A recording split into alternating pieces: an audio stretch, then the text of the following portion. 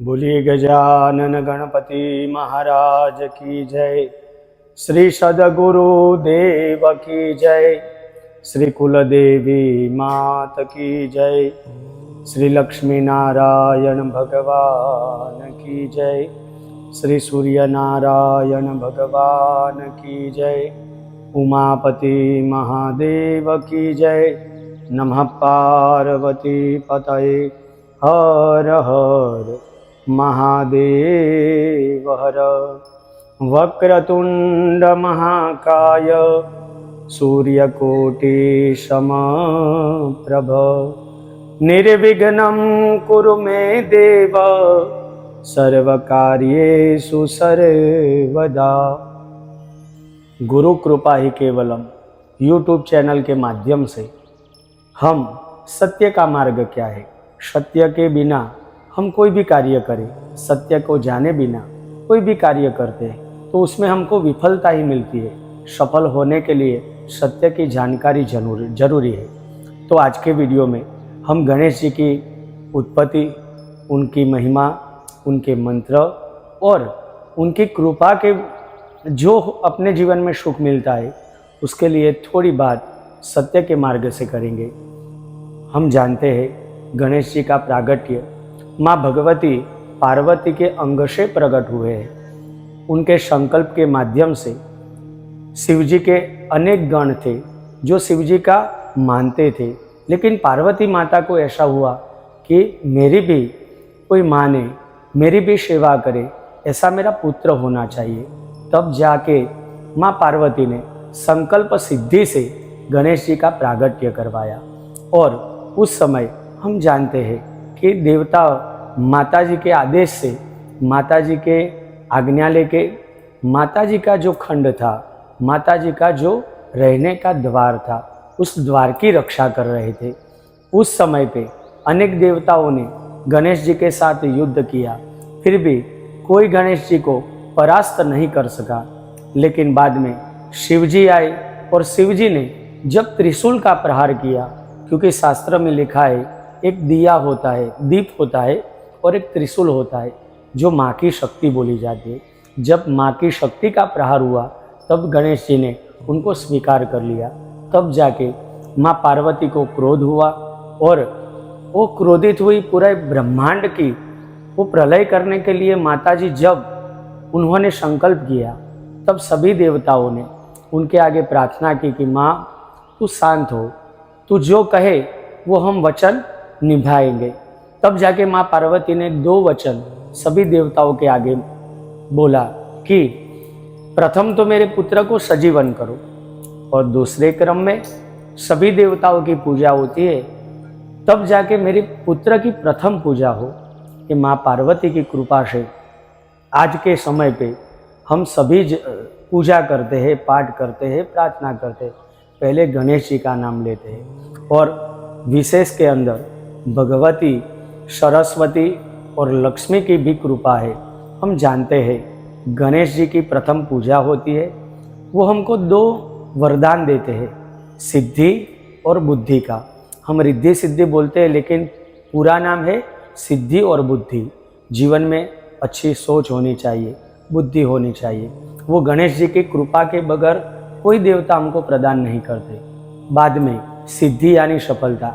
हम कोई भी कार्य करते हैं तो हमारे जीवन में ये तो संकल्प होता है कि जो कार्य करे वो सफल होए, तो वो सफलता देने वाले देवता भी गणेश जी है।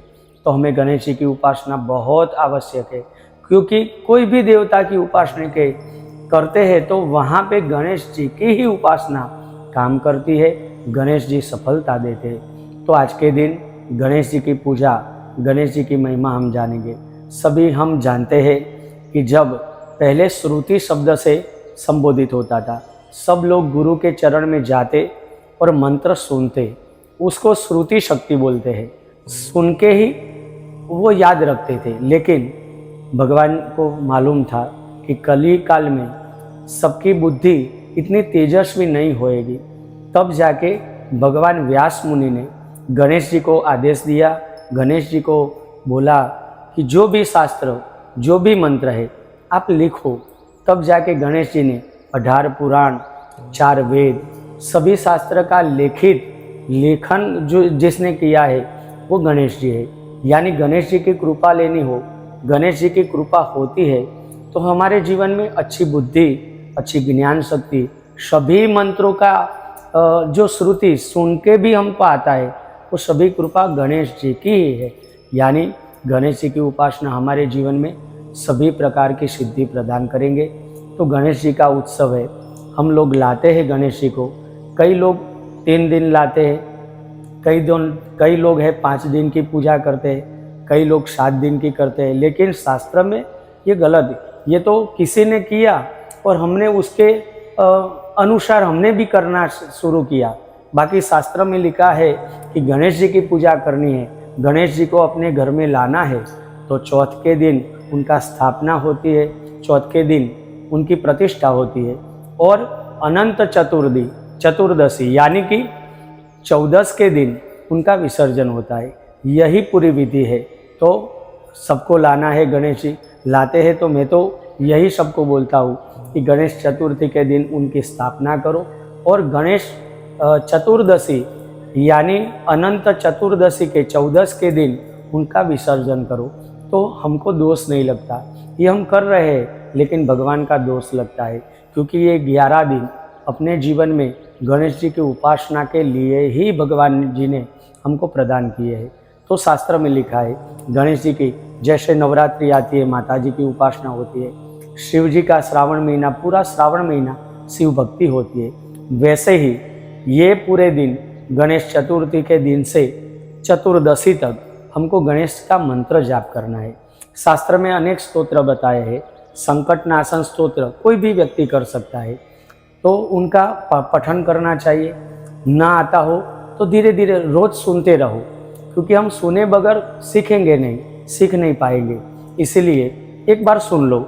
श्री नारद उवाच ओम प्रणम्य शीर्षा देवं गौरीपुत्रं विनायकं भक्तावासं स्मरे नित्यं आयुकामार्थसिद्धये प्रथमं वक्रतुण्डं च एकदन्तं द्वितीयकं तृतीयं कृष्णपिङ्गाक्षं गजवक्त्रं चतुर्थकं लंबोदरं पंचमं च षष्ठं विकटमेव च सप्तमं विघ्नराजं च धूम्रवर्णं तथाष्टकं नवमं भालचन्द्रं च दशमं तु विनायकं एकादशं गणपति द्वादशं तु गजानन द्वादशैतानि नामानि त्रिसन्ध्यय पठे नर न च विघ्न भयं तस्य सर्वसिद्धिकरं परं विद्यार्थी लभते विद्या धनार्थी लभते धनं पुत्रार्थी लभते पुत्रान्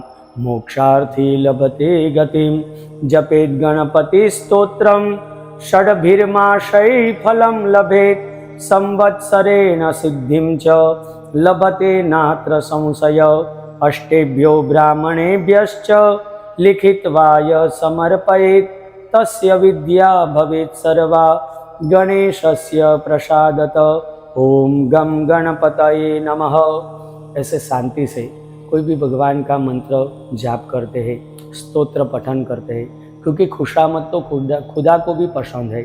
हम जानते हैं किसी को प्रसन्न करना हो तो उसके वखान करते हैं, उनकी प्रशंसा करते हैं। वैसे ही दरेक स्तोत्र में भगवान जी का नाम है और दूसरे नंबर में उनकी प्रशंसा के लिए अनेक बाबत, अनेक स्तोत्र, अनेक रीत से भगवान को प्रसन्न करते हैं। उसमें शास्त्र में लिखा है संकटनाशन स्तोत्र में गणेश जी के 12 नाम है और साथ में संवत्सरेण सिद्धिं च।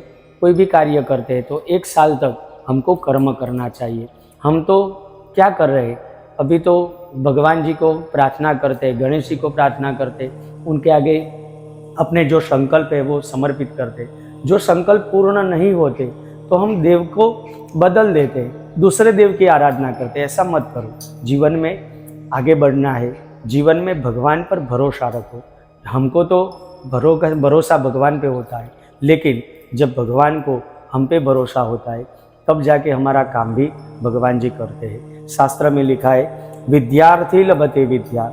गणेश जी की उपासना से जो विद्या की प्राप्ति करना चाहते छोटे छोटे बच्चे जब पढ़ाई करते हैं, हम भी बड़े होके डिग्रियाँ या कुछ अच्छा शिक्षण प्राप्त करना चाहते हैं, तो गणेश जी का ये स्तोत्र बहुत काम करेगा। क्योंकि विद्यार्थी लभते विद्या, जो विद्या का संकल्प लेके उपासना करते हैं उसको विद्या प्रदान करते हैं। दूसरे नंबर में धनार्थी लभते धनम, जिसके जीवन में धन की कमी हो, धन की इच्छा हो प्राप्ति की, तो गणेश स्तोत्र से उनकी इच्छा भी पूर्ण होती है। विद्यार्थी लभते विद्या, धनार्थी लभते धनम, पुत्रार्थी लभते पुत्रा, जिसके जीवन में संतान का सुख न हो उसको भी गणेश जी की उपासना करनी चाहिए। या बच्चों का सुख न हो, कई लोग के जीवन में पुत्र होते हैं, बच्चे होते हैं, लेकिन उनका सुख नहीं मिलता, तो ये स्तोत्र पठन से जीवन में पुत्र की कामना और पुत्र का सुख भी प्राप्त होता है। मोक्षार्थी लभते गति, शास्त्र में लिखा है मोह क्षयति इति मोक्ष। समझ लो, मोक्ष का सीधा अर्थ है जीवन में शांति। जीवन में शांति की प्राप्ति भी गणेश जी की कृपा से होती है। ये स्तोत्र संस्कृत का है, जो न बोलना आता हो तो ओम गम गणपतये नमः, जैसे हम सुनते ही है गणेश जी की उपासना से, ओम गं गणपतये नमो नमः, सिद्धि विनायक नमो नमः, अष्ट विनायक नमो नमः, गणपति बापा मोरिया। ऐसे ही गणेश जी का मंत्र है ओम गम गणपतये नमः।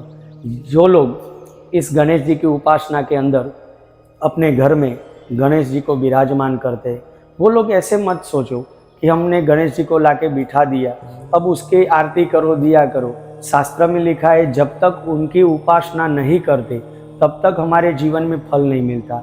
यानी अपने उत्सव में सभी एंजॉयमेंट सब करो, सब आनंद से करो, लेकिन भगवान की उपासना पूरे भाव और श्रद्धा से करो। जिस कर्म से आपकी चौकस शास्त्र में लिखा है, प्रमाण है, आपकी मनोकामना जरूर पूरी होगी। तो गणेश जी की उपासना श्रद्धा से करो और मंत्र में कभी उतावल मत करो। जो भी मंत्र पढ़ते हैं, जैसे बोलते हैं ओम गम गणपतये नमः, ओम गम गणपतये नमः, ओम गम गणपतये नमः, बहुत देरी नहीं होगी, 5-7 मिनट में, या शांति से करोगे तो 10 मिनट में तुम्हारा ये मंत्र की माला एक पूर्ण होगी। समय हो तो एक करो। शास्त्र में तो लिखा है त्रिसंध्य पठे नर, कोई भी उपासना त्रिकाल करनी चाहिए, 3 बार होनी चाहिए। चाहे गणेश जी का स्तोत्र हो, उसमें लिखा है संवत्सरेण सिद्धिम च लभते नात्र संशय, 1 साल तक कोई संशय बगैर ये कर्म करो। त्रिसंध्य पठे नर, त्रिकाल का शास्त्र में ही लिखा है। तो 3 दफा अपने गणेश जी की उपासना करो। ये उपासना आपकी सभी मनोकामना पूर्ण होगी, पूर्ण करने वाली बनेगी। और गणेश जी की उपासना के लिए शास्त्र में लिखा है जो गणेश जी की उपासना करते हैं उनकी 2 शक्ति है, सिद्धि और बुद्धि। हमारे बच्चों में अच्छी बुद्धि विद्या प्रदान करेंगे, और सिद्धि यानी अपने जीवन में फिर व्यापार के बगैर जो लक्ष्मी का सुख है। क्योंकि गणेश जी का आपने कई जगह पर फोटो प्रतिमा देखी होगी, तो उसमें एक तरफ लक्ष्मी माता है और दूसरे तरफ सरस्वती माता स्वयं विराजमान है। उनकी जैसे माँ पार्वती के अंग से गणेश जी का प्रागट्य हुआ, वैसे ही सरस्वती के शरीर में से बुद्धि शक्ति प्रकट हुई और लक्ष्मी के शरीर में से सिद्धि शक्ति प्रकट हुई। वही दोनों गणेश जी की शक्ति बन के विराजमान है। और उनके 2 पुत्र है, शुभ और लाभ, जो हम अपने दरवाजे पे लगाते हैं, शुभ और लाभ, ये दोनों उनके पुत्र है।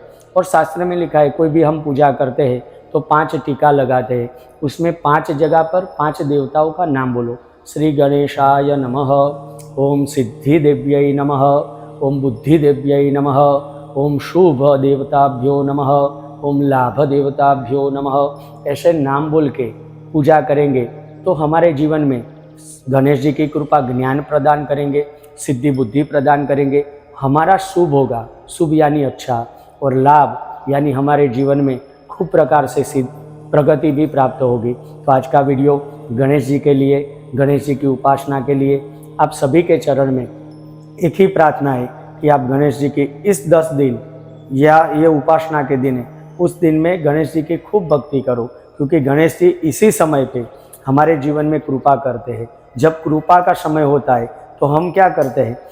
भगवान जी की उपासना नहीं करते। ये सभी हमारे जीवन में, शास्त्र में जो त्यौहार है, जो धर्म के नियम बताए, वो हमारे जीवन में खुशहाली और आनंद के लिए है। तो आज का वीडियो गुरुदत्त के चरण में समर्पित करके गणेश जी के चरण में हम प्रार्थना करेंगे।